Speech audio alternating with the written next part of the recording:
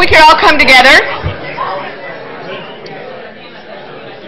Again, as we get started for a new year, we're having some new activities. Today is going to be the first of our live feed webinars. So just to alert the audience that this is going to be happening. This will be tweeting and communicating this webinar broadly. We think that all of our electronics are working great. We're actually pretty excited about this. So with that, I want to welcome Dr. David Cooke, who is our chief of the section of thoracic surgery here at UC Davis, and is going to be updating us on an important topic to all of us, to many of our patients. The incidence of this disease, as we all know, seems to be increasing. And we have an expert here to talk to us today about lung cancer screening. So Dr. Cooke, thank you.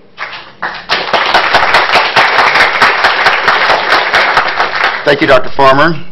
So lung cancer screening, it is here. Disclosures, I'm involved with the American Lung Association, with their governing board of directors of ALA in California, and also the National Lung Cancer Expert Medical Advisory Panel. I'm also a co-founder of LCS Lung Cancer Social Media. Although advocacy is a part of those organizations, there will be no bias from my perspective in this presentation, and of course I have no financial interest. Today, as Dr. Farmer pointed out, is a live webinar.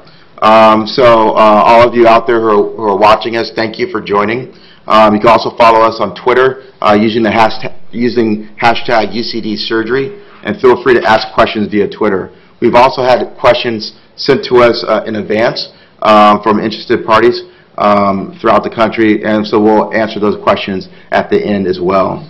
We're hoping that this will be an ongoing forum for our Department of Surgery with occasional webinars showing off the diaspora of our expertise here in the UC Davis Department of Surgery. So the objectives we'll discuss today: who should be screened, what is low-dose CT scan screening, challenges in implementing an effective and comprehensive program, and what are the lung cancer screening resources in our community here within the Sacramento region. So as many of you all may know, or you may not know, is that lung cancer is a leading cause of cancer-specific death for both men and women. In fact, lung cancer kills more people in this country than breast, colon, and prostate cancer combined. Now, there's an estimated 224,000 new cancer deaths per year in this, 224,000 new lung cancer cases diagnosed per year in this country, and 159,000 deaths. And 70% of lung cancer are diagnosed at stage 3 or 4. Now, just looking at our quick look at our data here at UC Davis and our Comprehensive Cancer Center, again, we do see a fair amount of stage 1 lung cancer, but the lion's share of what we see is stage 3 and stage 4. And when you look at survival, as you might imagine, survival is stage specific. So the earlier you can catch lung cancer, the greatest the odds of survival. And as you advance into the higher stages, it's a more difficult treatment process. Now, we've made great strides in clinical trials for locally advanced and advanced stage lung cancer, especially with the new paradigm of targeted molecular therapy. We have been able to increase survival or increase disease-free progression. But again, it's a sort of an uphill battle. Now, again, you look at lung cancer in this country. It's a leading cause of death, cancer-specific death in this country. And if you look at the second, third, and fourth, prostate, breast, female breast, and colon rectum, there's actually some screening modalities for those cancers. There's PSA, there's mammography, and there's colonoscopy. Currently, there's no standard for lung cancer screening in the United States. So you look at stage 4 non-small cell lung cancer. We're specifically talking about non-small cell today as opposed to small cell. And this is an example of stage 4 lung cancer. And the survival, 5-year survival, with best medical management, including clinical trials and targeted therapy, is less than 5%. The reality is probably less than 1%. But if you look at stage 1 non-small cell lung cancer, and here you see a small tumor, the 5-year survival after surgery alone is greater than 80%. Now, the goal of lung cancer screening is to save lives. That's the goal of any screening modality in cancer. And how could we accomplish that? So you look at this patient, no symptoms, very unusual for a patient to have symptoms like that, and has an 80% 5-year survival with surgery. With screening, we hope to prevent this level here, where you start having symptoms, hemoptysis, bone pain, dyspnea, weight loss, and etc. And we're trying to present the progression of stage 1 disease to stage 4 disease. Now, there have been multiple trials looking at different lung cancer screening modalities. That includes chest x-ray versus nothing, looking at sputum production and measurement of molecular markers in sputum. But the greatest trial to date is the National Lung Screening Trial, which started in 2002 and ended in 2009. And this is a multi-institution randomized clinical trial. And they studied the effectiveness of low-dose CAT scan or chest CT versus plain film or chest x-ray alone on lung cancer mortality in high-risk patients.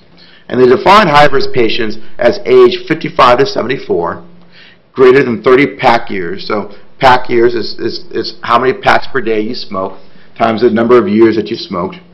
And if you're a smoker, if you're a former smoker, you have quit within less than 15 years prior to the study.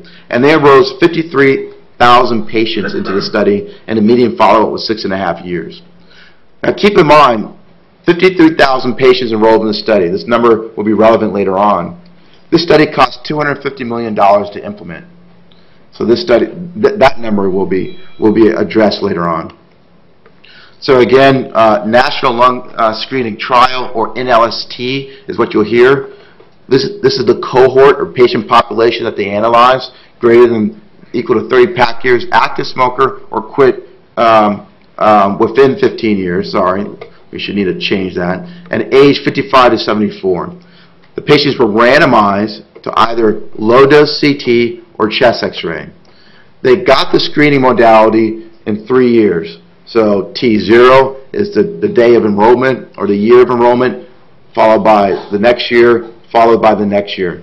And they stopped screening after 3 years. But they followed these patients for a total of 7 years. Now, what they found, they did discover cancers in these patients. And they found more cancers in the low-dose CT group compared to the chest x-ray alone group. At both year 1, year 2, and year 3. And just to analyze this a little bit further, keep in mind that the patients were stopped screening at year 3, and they followed these patients all the way up to year 7. Now, they had lots of positive results. So what is a positive result? A positive result is not necessarily cancer. It's an abnormality that could be cancer and needs to be worked up with additional diagnostic evaluations. So a positive nodule was any nodule greater than 4 millimeters in size. So really, if you take your standard pencil and the lead tip of the pencil, that's about 4 to 5 millimeters in size. And on year 1, there was a total of 7,000 positive screening CT scans, but only 4% of those were cancer. So you had 96% of positive tests did not have cancer, and then 2% in year 2 and 5% in year 3. So there is a significant false positive rate in the NLST. So you had there's a 20 to 25% chance you will end up with a false positive if you're enrolled into the study. And the false discovery rate was 96%. So that's a chance if you're positive but do not have cancer. And how do you know you didn't have cancer? Either you were put into a surveillance routine, or you underwent a diagnostic study like a CT-guided biopsy or a lung surgery wedge procedure. The false positive rate was anywhere between 0.5 to 2.4% chance. If screened, you will have an unnecessary invasive procedure. So that data is sort of key for the critique of the NLST of that trial.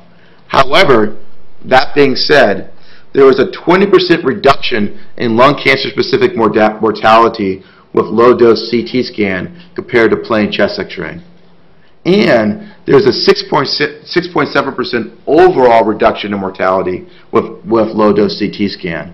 Now, the subset analysis of why you have that 6.7% has not been released yet, but the presumption is that you find other things with that low-dose CT, such as perhaps a renal cell carcinoma, a renal mass, or a thoracic aortic aneurysm, or even coronary calcifications. But that subset analysis is pending.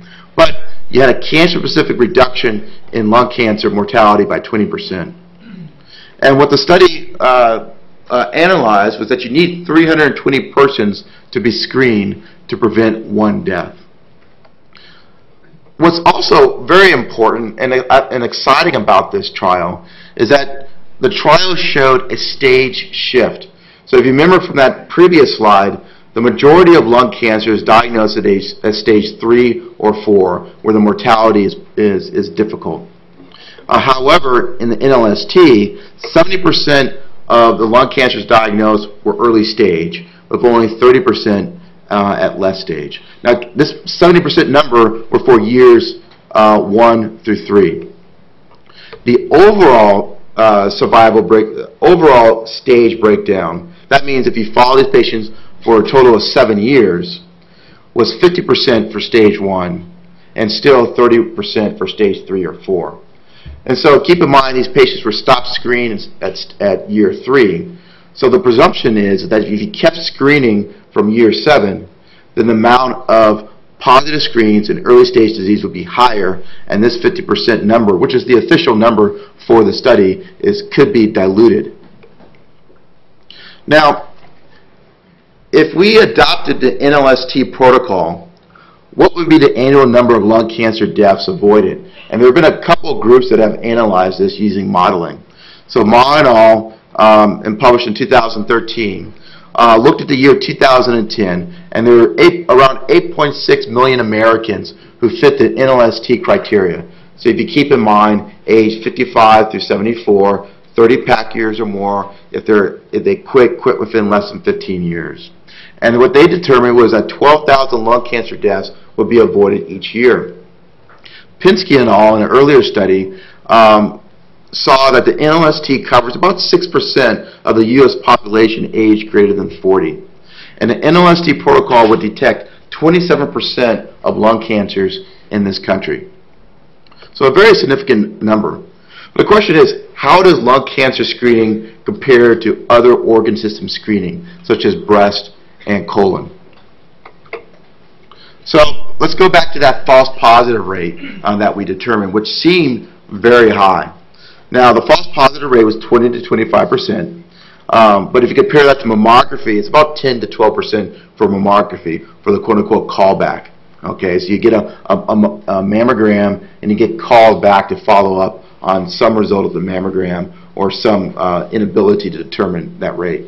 Now, the counter-argument, so it's similar, however, the counter-argument to that is that if you have a false positive in a mammogram, the consequences of that false positive may not be as potentially severe as the consequences of a false positive for a lung cancer screening.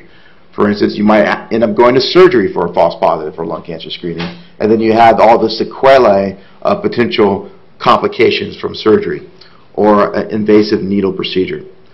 Now, the false discovery rate is 96% for lung cancer screening, which is about the same for mammography. And then the false positive biopsy rate is 0.4 to 2.4% for lung cancer screening, and less than the 7 to 15% chance if you end up having a biopsy, it would be negative in mammography.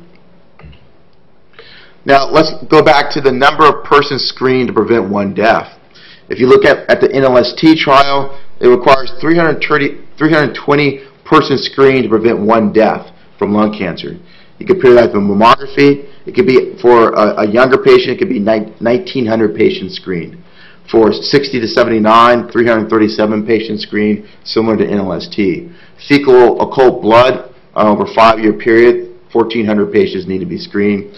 Flexible sigmoidoscopy, about 870 patients need to be screened. Can really find the data for colonoscopy. And for PSA, about 1,400 patients need to be screened. And you need to treat 48 patients, in theory, to prevent one death for prostate cancer.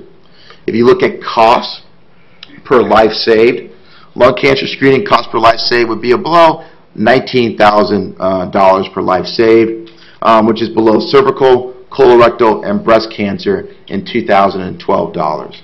So pretty similar data. So what? How do we take this data? Where do we move on? What is the next step? So on December 30th, the United States Preventive Services Task Force, or USPSTF, I always get those letters confused and out of order, so I apologize to the USPSTF if I do that going forward. But they announced that they recommend annual screening for lung cancer with low-dose CT scan in adults. And what they did, they said age 55 to 80 years and fitting the NLST criteria. The USPSTF also recommended that screening should discontinue once a person has stopped smoking for 15 or more years or has developed a medical condition that would preclude curative surgery if a lung cancer was to be found. So if they were performance status 3 or poor physical condition and you wouldn't operate on them anyway, then perhaps they shouldn't be screened. Now there could be debate with that because there's other potentially curative modalities outside of surgery for a high-risk individual, such as stereotactic body radiotherapy, but that's what the USPSTF stated. And they reviewed multiple data, including U.S. and European randomized clinical trials, including the NLST, and employed population modeling studies commissioned from the Cancer Intervention and Surveillance Modeling Network. So they used mathematical modeling to make the determination. And the USPSTF supported lung cancer screening by LDCT is a departure from what they've ruled before, because they've had this on their desk before. And before, they didn't have the benefit of some of the randomized trials that were out there. So what is the USPSTF? It's an independent panel of experts in primary care and prevention that systematically reviews prevention and screening data. And then they make recommendations to the CMS. They offered graded recommendations from as high as A to as low as D. And the USPSTF provided a grade B recommendation for lung cancer screening. So what does that mean? It means that in terms of how it's interpreted, in terms of how it should be covered from an insurance payer. Currently, very few insurance plans cover lung cancer screening. Most patients have to pay out of pocket for lung cancer screening. The Centers for Medicare and Medicaid Services currently do not cover lung cancer screening as part of their benefit. However, it's been demonstrated before that the recommendations of the USPSTF oftentimes lead to coverage by CMS, at least by 93%. And then their recommendations, their poor recommendations oftentimes lead to no coverage by CMS. But what's interesting to note here is that per the Affordable Care Act, or Obamacare, all grade B recommendations or higher are to be covered starting January 1st, 2015 by private insurers as part of an essential health benefit. So if a screening modality or prevention modality gets a grade B or higher from the USPSTF, it has to be covered by private insurers. So there was celebration in the streets from the lung cancer community when this information came out. As you can see, many clinicians in the lung cancer community tend to be kind of retro. We like to have this sort of the old-fashioned outfits and etc. And then our Instagram, we use the black and white mode for the Instagram. So what's the holdup? Why isn't it covered by CMS or most insurers? So recent rulings from MedCAC. Now what is MedCAC? It's the Medicare Evidence Development and Coverage Advisory Committee, and also an advisory committee to CMS, resulted in a low confidence vote for lung cancer screening. And this may influence the decision for Medicare coverage. So USPSTF get a grade B recommendation. However, MedCAC gave a low confidence vote. And what were their concerns? Some of their concerns were a high false positive rate. Again, similar to other screening modalities, yet the consequence for a false positive lung cancer screening could be more severe than other screening modalities. A lack of evidence-based oversight, meaning if you approve lung cancer screening, will lung cancer screening open up everywhere? Will there be a lung cancer screening in the mall? Will there be a traveling van going around the communities with lung cancer screening? They're worried about proliferation of suboptimal programs. Should there be standardization? There should be centers of excellence. Should there be accreditation process? And they stated there should be more randomized clinical trials. Now keep in mind, there are no more randomized clinical trials in the pipe. If we go back to NLST, over 50,000 patients randomized in the United States, and a cost of $250 million. So it costs $250 million to do that study. And that type of cost is just not going to happen again in this fiscal environment. Or the question is, should there be a trial like that again? And that's a whole other topic on comparative effectiveness. Now, what are they worried about? Now, one thing you have to worry about is cost. This is an article published in the New York Times within the last year, and they looked at our healthcare expenditures. And our healthcare expenditures in this country is about equal to the gross domestic product of France. Okay, that's exactly true. It's bigger than most countries in the world. And a lot of that is because of lack of oversight in screening processes. This article here focused on colonoscopy and how many people get multiple colonoscopies per year. And it may not be standardized per centers. And you have new ambulatory procedure centers that are doing a lot of colonoscopy. And this potentially is driving up the cost of healthcare in this country. And the big story, right? Anytime you get an Associated Press article and it says big story, then that kind of sends shockwaves through the community. But lung cancer screening could cost Medicare billions. So this story came out recently. And this is a result of an abstract that was presented at ASCO, which is a large medical oncology conference that occurs every year. And it's really sort of the gold standard of medical oncology conferences. And this abstract did, again, mathematical modeling, looking at if lung cancer screening based on NLST criteria was implemented in the United States, what effect would that have on Medicare? So they modeled that there would be 1.2 million more CT scans, including 2 million false alarms, 55,000 more lung cancer cases detected, 32% of lung cancer is being found in an early stage versus 15% now. So yes, there would be a stage shift.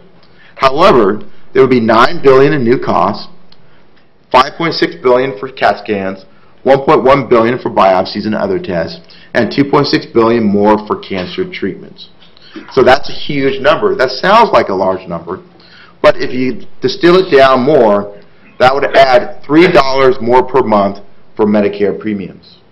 Now that is a flat tax. That means $3 per everybody in Medicare, and some people may have a hard time affording that extra $3 in their monthly premiums, right?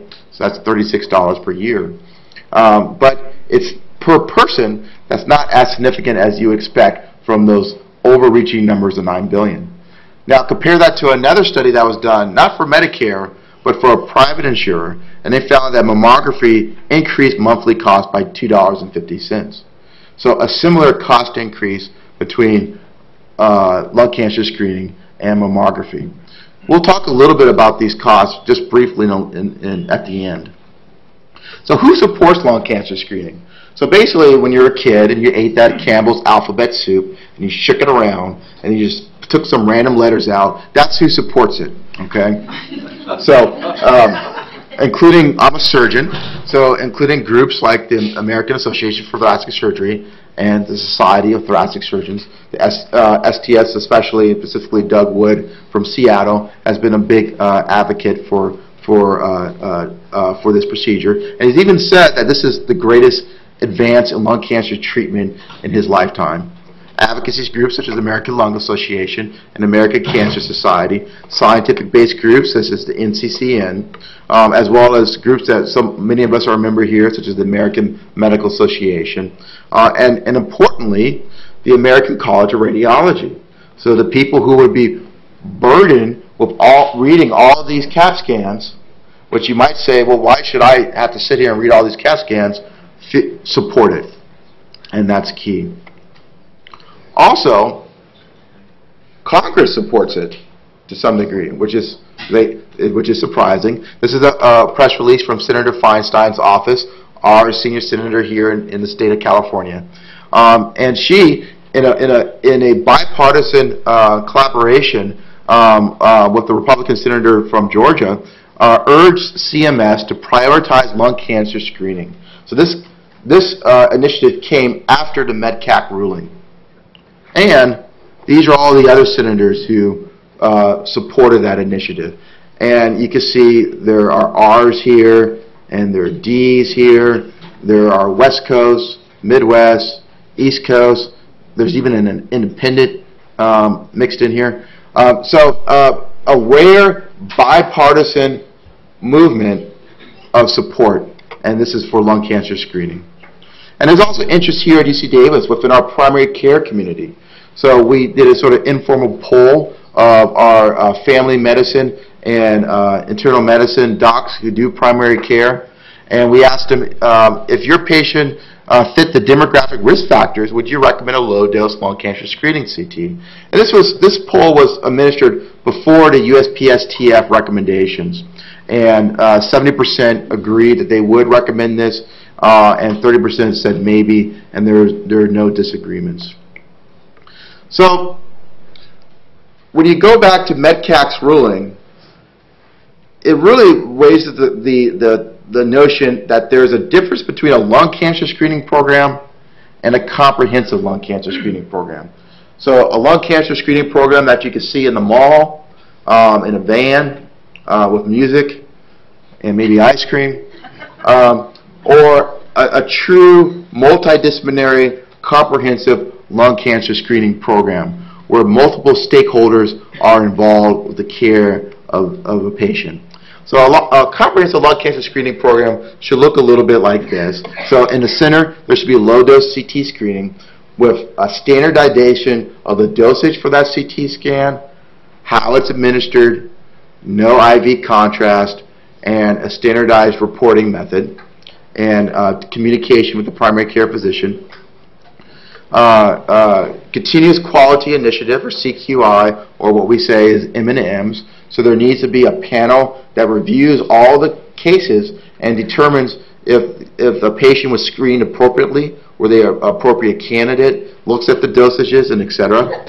And really point-of-care electronic health record ordering with built-in eligibility screening. And the key is there needs to be smoking cessation counseling incorporated in any lung cancer screening program. So you just can't have an active smoker come to you looking for a low-dose CT scan. You give them a low-dose CT scan and you send them on the way. There needs to be some sort of attempt at intervention to get this patient to stop smoking.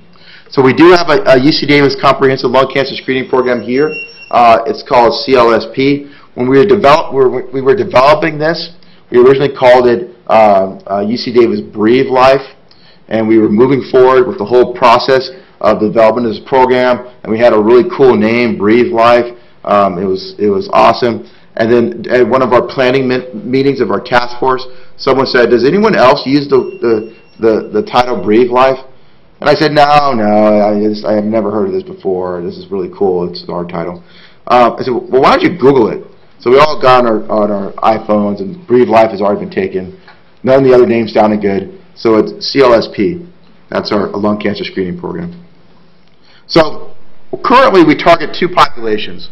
We target the population defined by NLST as well as the NCCN, and we also target a second population that is defined by the NCCN, and that's 50 to 74-year-olds who have smoked the equivalent of 1 pack of cigarette a day for at least 20 years, so a little bit less, and have one additional lung cancer risk factor not to include secondhand smoke exposure. That includes personal cancer history, family history of cancer in a first-degree relative, chronic lung disease, or other carcinogen exposures such as asbestos. I think as this progresses and the community and the nation defines what is a screening program for accreditation, I think ultimately the target population will exist for that top group there. How do you schedule exam? Basically by phone. You could call our lung cancer screening program, and because it's not covered by insurance, currently a patient does have to pay out of pocket for a lung cancer screening test. And the key point is that a person cannot enter the comprehensive lung cancer screening program without a primary care provider.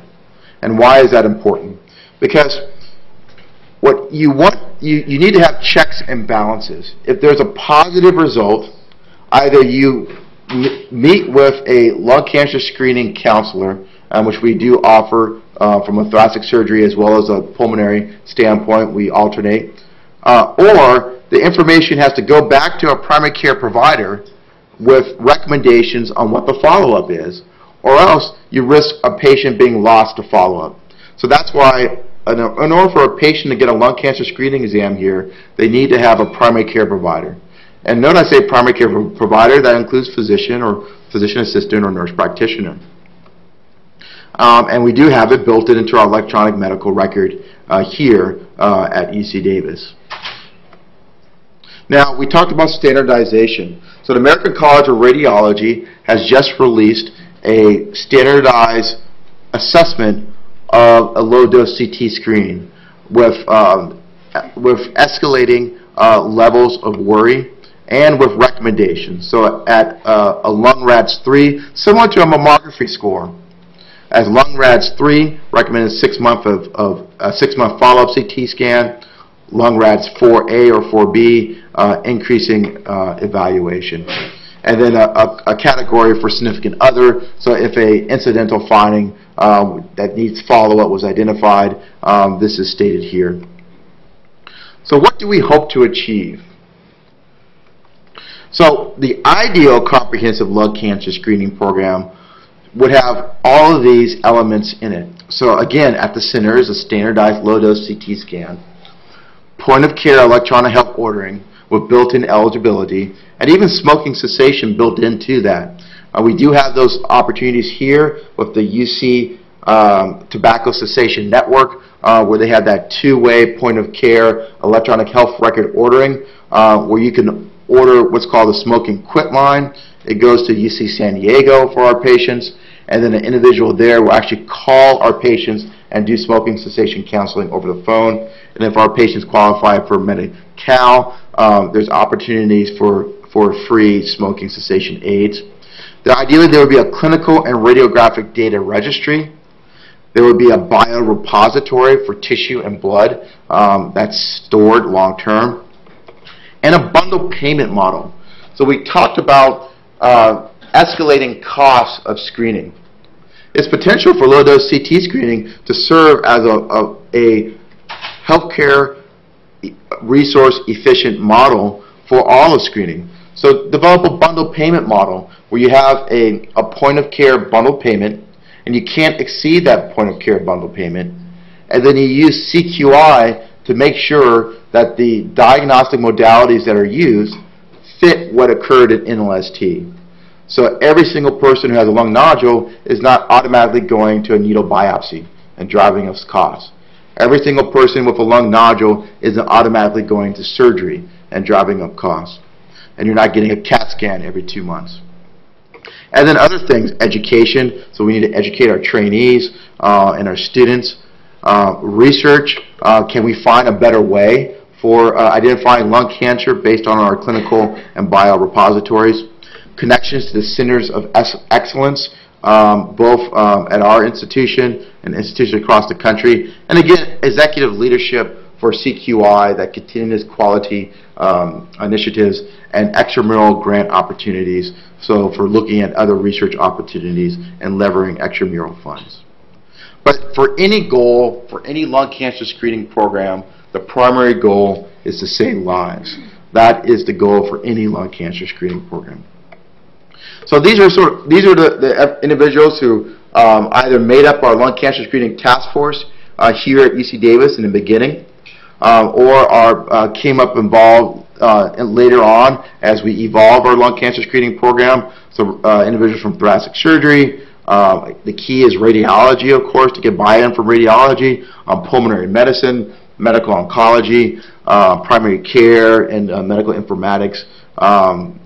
Compliance, our administration office here, to make sure that what we're doing kind of fits into the global scheme and strategic goals of UC Davis, and smoking cessation, our UC smoking cessation network, which we hope to incorporate even more in further evolution of our screening program.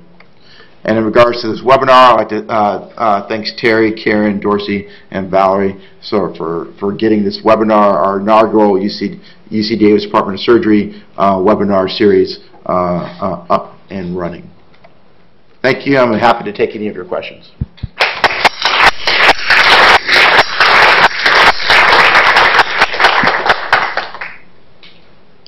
So Dr. Cooke, yeah. That was an excellent presentation and overview. And my question to you is, how do you handle... My question to you, Dr. Cooke, thank you again for this presentation, is what do you say to the person who wants to get screened but doesn't necessarily have a primary care doctor, or why should we not offer screening to those folks? Yeah. So I mean, that's a very good question, and again, that came up in our task force when we first planned the program. What we want to avoid is patients who are lost to follow-up. A perfect example is my grandmother, who's 93. I think I've told this story to you before. She's 96. When she was 93, she fell, hit her head, had a head CT, and was told she has a small tumor in her head. You should get this followed up. Of course, she didn't get it followed up. She said, well, what do I need to get this followed up for? And she noticed she started having, later on she had trouble walking, fell, hit her head, and got another head CT 3 years later at 96, and was found to have a meningioma. Now, if it was discovered earlier, she could have had just basically radiation to it and treated it. Because of the large size, she had to have neurosurgery. Now, she did very well, but it's a situation like that we want to avoid. We do offer patients here who inquire about lung cancer screening, who don't have a primary care physician. We do have a system in place where we offer them a primary care physician within our network, just to get them sort of plugged in, and then we go forward from there. Michael. Yeah, thank you very much, Dave. Thanks for putting together this format for Grand Rounds. My question revolves around the incidental costs of screening. So you focused a little bit on the cost of the false positive lung nodule that you see. But what about the adrenal nodule? What about the thyroid nodule that we're picking up on these scans? And how much, has anybody looked at how much that's going to cost? Yeah, that's a very good question. And to my knowledge, no. Now, obviously, there's been downstream diagnostics tests done for those patients, given the overall survival advantage for low-dose CT scan. But then what are the false positives for those, right? 50% of people in our community, from what I understand, have a benign adenoma of their adrenal gland, and it doesn't really need to come out. And then I'm sure the thyroid nodule, benign thyroid nodule, is probably similar, if not higher. And we talked sort of last night about the PET scans and lung cancer staging, and how we oftentimes see a high number of thyroid nodules on PET scans, and what do you do with that? So I think that would be very interesting data that needs to be factored in to sort of the global gestalt of lung cancer screening. Do you think current smokers that are being screened every year for lung cancer have less than their motivation to stop smoking? I think that's a novel question that no one's answered, and I think that's why there's a necessity to have smoking cessation as part of a program. So, you know, smoking cessation is an actual a discipline as opposed to shaking people by the shoulders and say stop smoking. There's nuances to that. There's winning and losing, but you're taking a step at a time. The UC Davis Tobacco Cessation Network here actually has an educational program for nurses and other care providers to teach them how to be smoking cessation counselors. So that's why I think going forward, when I think CMS will support lung cancer screening, but I think they'll support it with caveats. I think there has to be an accreditation process, and I think smoking cessation built into that at the point of care will need to be part of that accreditation process. Mohammed. Very interesting, and thank you. You know, in any of the surgical fields where we have to deal with a lot of behavior modification, there's a huge challenge. I wonder, though, as you're going through, really as a follow-up to the question, is, you know, effectiveness of your screening modality in a situation where the patient continues in a behavior that risks his or her health is always a question. So you touched on it with the smoking cessation, but really what I'd like to focus on is, if a patient comes in, they're screened negative, but they continue to smoke, at some point they'll probably screen positive, right? I mean, that's just kind of the way it works. So how do you decide where your dollars are best spent? Is that person someone that, I mean, how do you make those decisions? Because I think that's the toughest part, and that's really, I think, maybe the point of the question is deciding what to do when patients are not willing to accept the interventions that you offer. Yeah. And believe me, we know a lot about that. Yeah. You know, I think that's a difficult question. You know, ultimately, do you kick somebody out of a screening program because they won't stop smoking? I think in the bariatric world, you guys have done a marvelous job of incorporating dietitians, nutrition, counseling, psychiatry, or mental counseling into it. And I think if individuals, from my understanding, who can't get on board with the process of losing weight don't move forward with bariatric surgery, that would have to be a decision that would need to be discussed within the lung cancer screening program and future accreditation. What do you do with that non-compliant individual who just continues to smoke but wants to be screened? And I think that answer hasn't been decided yet. Dr. Holcroft. As I recall the study in 2011, there was a great emphasis on deaths from lung cancer, but they didn't say much at all about overall survival. But you have data on overall survival. Now, are those data published someplace, or do you have friends who know these things and the rest of us don't? Yeah, my friends don't know more than you know, Dr. Holcroft. So the answer is we don't know the subset analysis yet of that 6.7% of that overall survival. I think it'll be interesting to see who are those patients and what do they have, or it'd be interesting to see what was found other than lung cancers. You know, was it renal cell? Did these patients get funneled into a sort of a coronary calcification score type of follow-up? And is that necessary? You know, should these patients get put into other algorithms for other disease processes? And it'll be interesting when that data comes out, but I don't have that data quite yet. Do you have any questions from the community?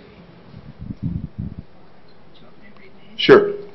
So Valerie is going to read some of our questions that were sent in advance. This question is from Valerie B. And that's not you, right? Not me. Okay, good. Different Valerie.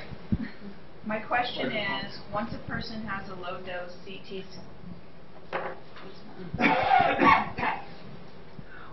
My question is, once a person has a low-dose CT scan due to symptoms they're experiencing, if the CT scan shows something suspicious in the lungs, what's his next recommendation? A guided needle biopsy? What is the role of bronchoscopy? So that's a good question. There's sort of three questions in there. One thing I left out is that a patient to be eligible for a lung cancer screening test has to have no symptoms. Okay, so no recent colds or flus or actually cancer within a year. And the reason is that the fear is that would elevate the false positive rate. So if someone has a round pneumonia that occurs on a CT scan, the worry is that then that person would go down some sort of diagnostic algorithm. So they need to be symptom-free. In regards to what's the best modality for diagnosis, that's why many of these patients need to be discussed in a multidisciplinary manner, where maybe the simplest, and then part of the standardization from the American College of Radiology protocol, where relatively benign-looking lesions may just need follow-up imaging as opposed to invasive procedures. And then the CQI will look at your rate of invasive procedures and to make sure they're not out of some norm or median.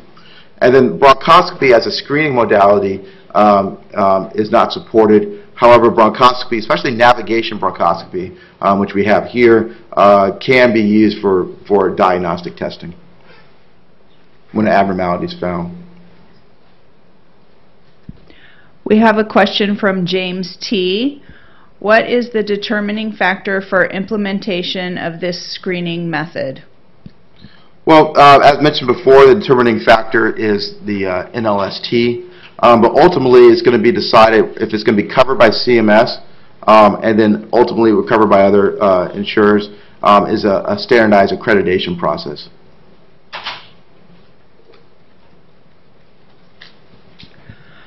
Dr. Farmer? So again, Dr. Cooke, thank you very much. How can we help, what can we regular people do to help advocate for lung cancer screening to be covered by the government?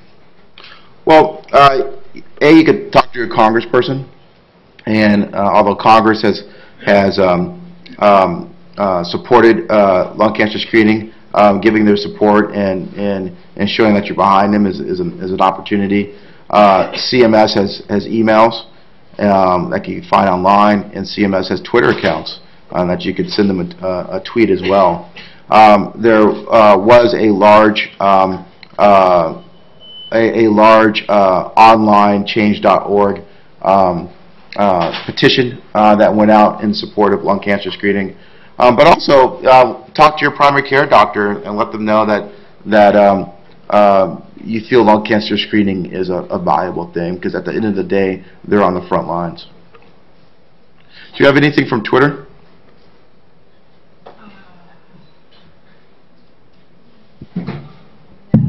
Yes. Okay. I have another question. Yep. From Gloria D. I know someone who is undergoing treatment for small cell cancer. She never smoked. There was some secondhand smoke and asbestos exposure. Role for CT screening. So, small cell lung cancer is not deemed effective in regards to lung cancer screening. So, lung cancer screening would not necessarily detect small cell lung cancer.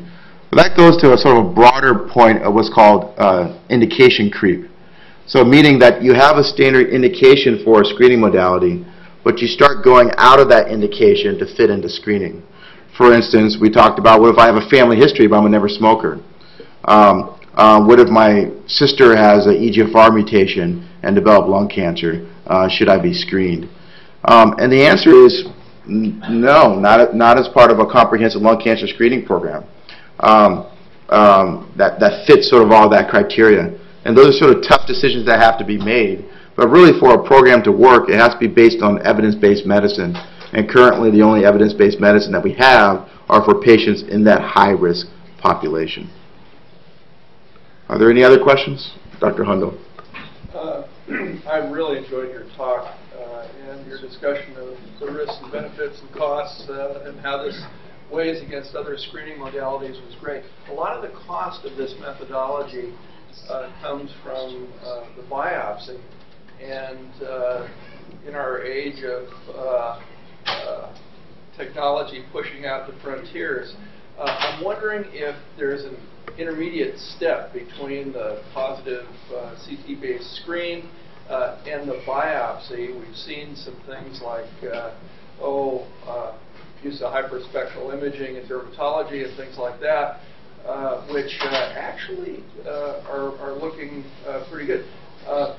the population of patients who pop up positive in the screening trial will be a wonderful vehicle for testing some of these new modalities of diagnosis short of the biopsy. Yeah. So there are studies looking at tumor volume doubling time as opposed to just the two-dimensional growth doubling time, and or looking at density of the lesion and whether those are more prognostic indicators.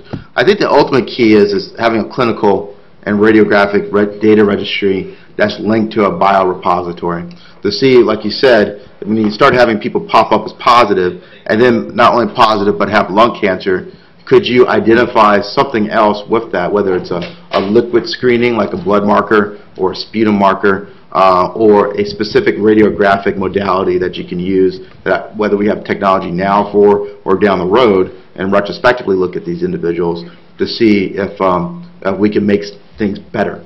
And cost, oftentimes, cost savings or cost effectiveness oftentimes is a dirty word, especially from a patient's perspective.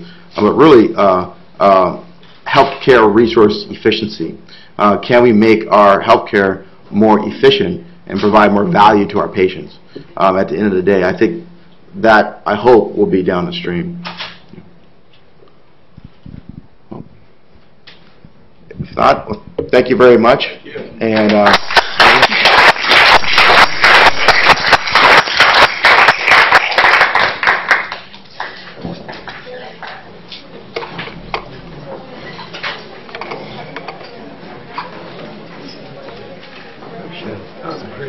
thank you very much. You did that very well. Yeah.